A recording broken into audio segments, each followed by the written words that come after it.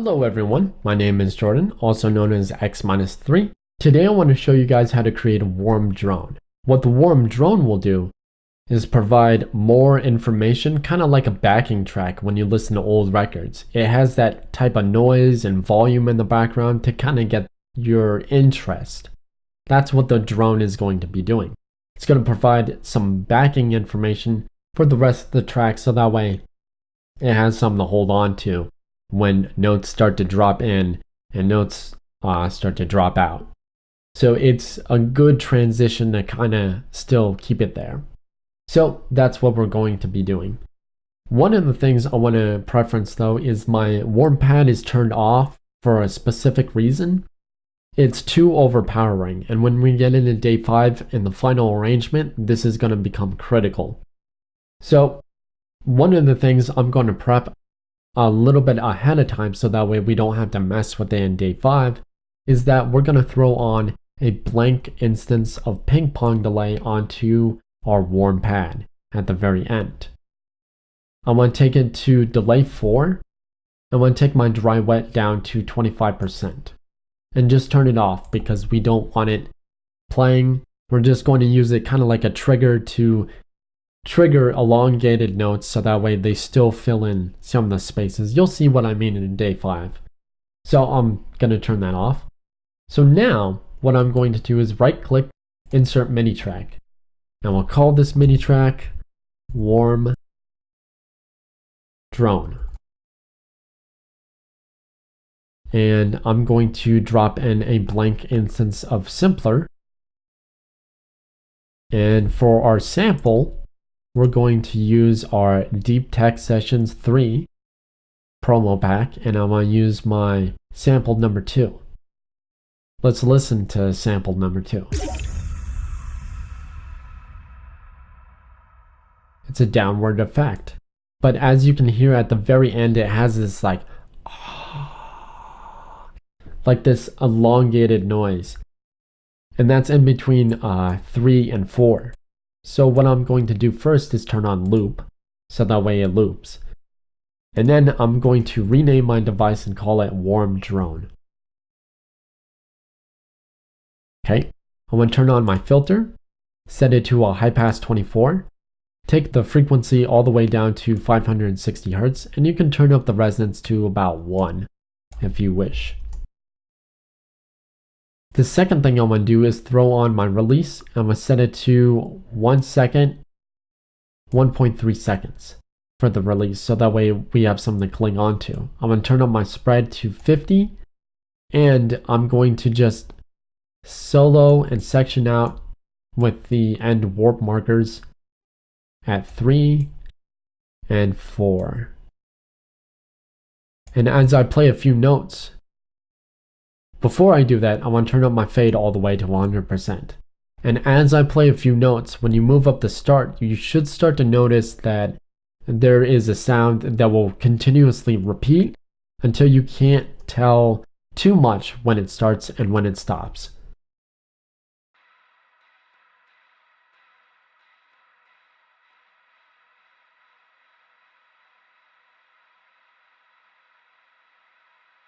So that's the sound that we have, and the start is at 52.4%, so that's really good actually. The next thing I want to do is finalize this sound. I want to throw in a compressor, take my threshold down to about -30. That should be pretty loud.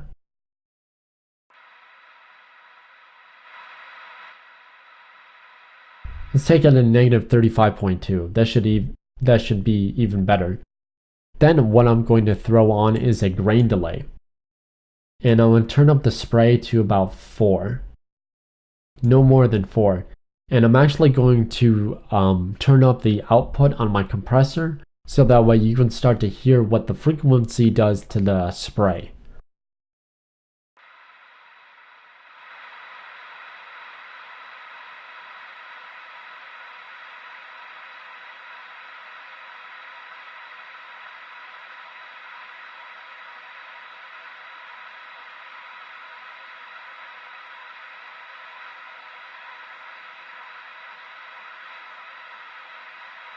So at 228, it kind of does this sort of panning effect, but what it's actually doing is that it's taking your signal and spreading it across a filter that kind of filters your sound into multiple different outputs, and it uses the frequency to kind of speed up these fragments or slow them down, so that way it starts to kind of create more of a vibrating feel.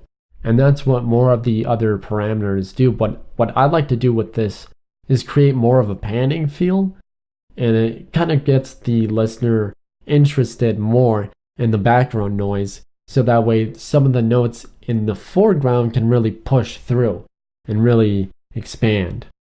So I'm going to basically drop this down and put in for this blank information just a full bar. And we're going to work on C3. Just drop down a whole note for that lane. Hold down Alt and drag it to G. And take your G note all the way to 3. Like stretch it to 3, so that way when this starts to play, it's going to really get that second more wobbling effect when it hits the second note. But right now, what I'm going to do to actually finalize it is take our reverb, our ascend, to -24. And now let's have a listen to how this sounds in the mix.